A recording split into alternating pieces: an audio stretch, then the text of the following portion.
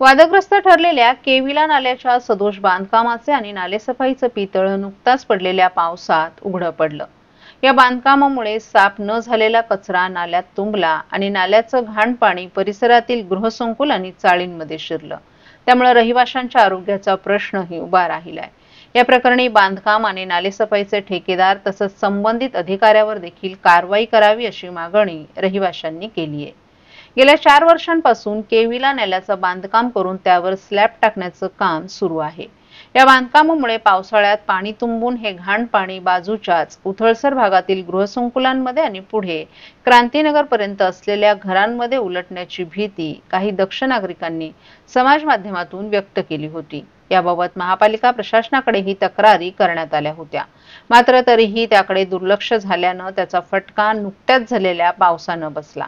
बुधवारी पडलेल्या पावसात फक्त 15 मिनिटातच नाल्यावरील बांधकामामुळे कचरा आणि घाण पाणी तुंबलं। हे पाणी केविला रस्त्यालगत असलेल्या भगीरथी जगन्नाथ इमारतीच्या आवारात आणि चाळीत शिरलं।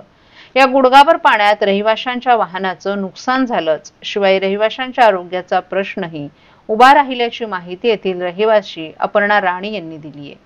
आता अशी स्थिती उद्भवत असेल तर पावसाळ्यात संपूर्ण परिसरच पाण्याखाली जाईल।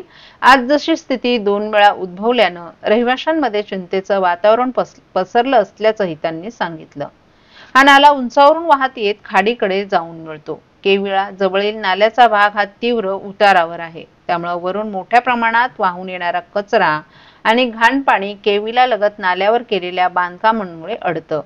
अशा वेळी पावसातही पाणी नाल्याच्या वरून वाहण्याची आणि आजूबाजूचा परिसर जलमय होण्याची भीती दक्ष नागरिकांनी व्यक्त केली आहे।